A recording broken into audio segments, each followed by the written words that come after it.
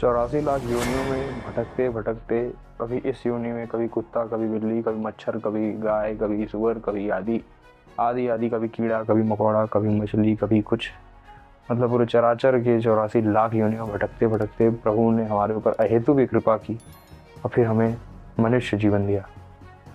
एक योनि मिली है 84,999 योनियां छोड़ के, एक योनि मनुष्य की, जिसमें हमारे पास अधिकार है कि प्रभु से हम विनती कर सकते हैं, उनके आश्रित होकर भजन करके इस चक्कर से बाहर निकल सकते हैं, 84 के चक्कर से। और ये सिर्फ केवल और केवल भगवान के भरोसे से, उनके आश्रित हो जाने से, उनका भजन करने से, नाम जप करने से, अलग अलग तरह तरह के पद साधन है। परंतु भगवान की हमें असीम अहेतु कृपा माननी चाहिए कि इस पूरे ब्रह्मांड लोक में आप देखोगे तो कितने दुखिया लोग पड़े, अलग अलग कष्ट है लोगों के जीवन में। किसी के हाथ है तो पाँव नहीं, पाँव है तो आँख नहीं, आँख है तो अंदर कोई तकलीफ है, अंदर नहीं तो बाहर कोई तकलीफ है।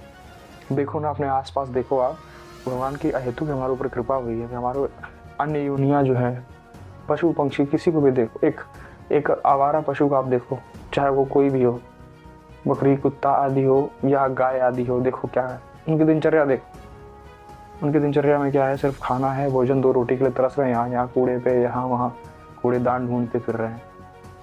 कहाँ उनके जीवन में भजन हो पा रहा है।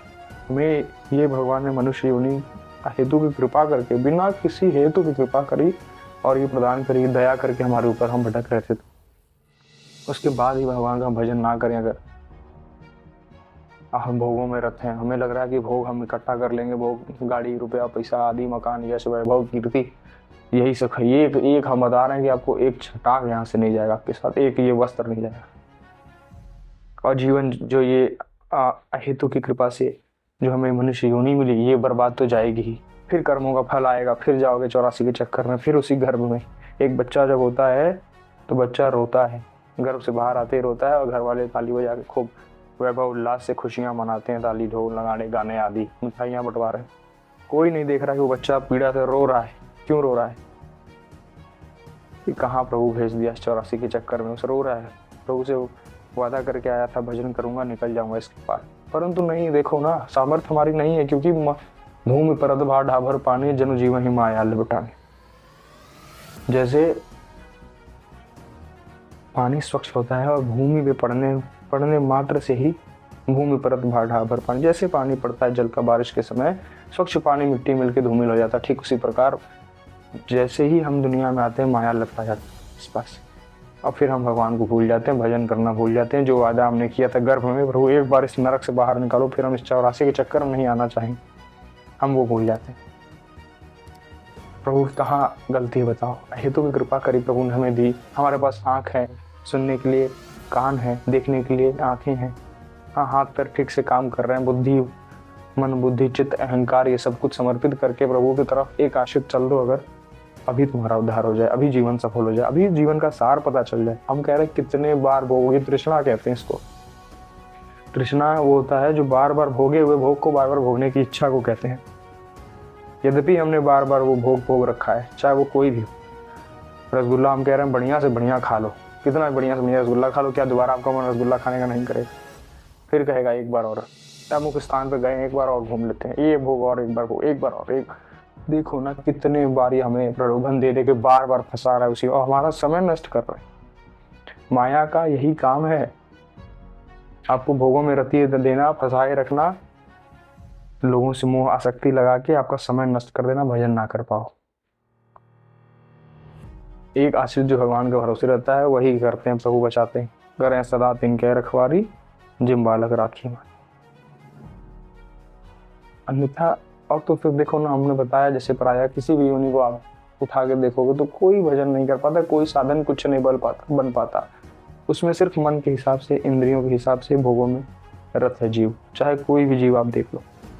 एक कुत्ते की मन तब तक विचलित रहेगा जब तक वो रोटी ना पा जाए, रोटी पा जाएगा वो शांत हो जाएगा, पड़ा रहेगा कोने में कहीं एक जगह, फिर भूख लगी, फिर उठेगा, फिर भोग में जाएगा, रोटी वोटी खोजेगा, जो भी मतलब मिल जाए उसको पेट भरत पोषण के।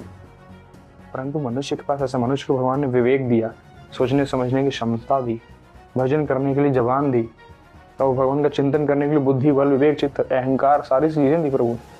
अब हम मन बुद्धि चित्त अहंकार ये सब कुछ लेके अगर यदि चलें, हम कर रहे हैं कृता भाव से, कोई साधन नहीं बनने वाला। परंतु भक्ति मार्ग में सबसे बड़ा मार्ग भक्ति मार्ग अच्छा माना गया है। क्यों? क्योंकि इसमें प्रभु के हम आश्रित हो जाते हैं कि नाथ अब हम आपकी आश्रित, हमारे बल से कुछ नहीं हो रहा, अब आप संभाल लो, हम सिर्फ आपका केवल और केवल नाम जप और आपका भजन करेंगे, बाकी बाबा आप देख लेना, हम अच्छे हैं चाहे बुरे हैं, वो आप ही के हैं।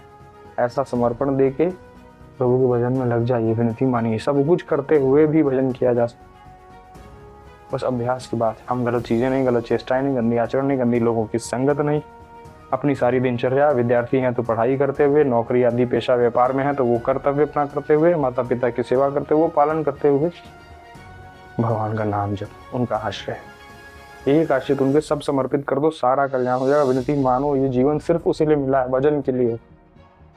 और सब भोग सब मनमानी कर रहे हैं हम बाकी जानवर, बाकी जीवों की तरह फिर हमसे उसी फिर 84 के चक्कर में फंस जाएंगे। यदि ये समय नष्ट हो गया तो ये हाथ से शाम हो जाएगी, तब जीवन की पता नहीं चलेगा भोगों में।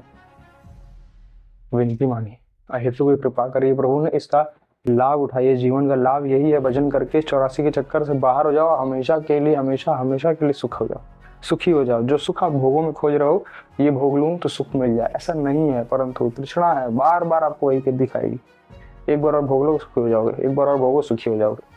नहीं, कहीं नहीं है सुख होता। यदि तो तृप्ति हो जाती, आदमी तृप्त हो जाता तो वो सुख होता।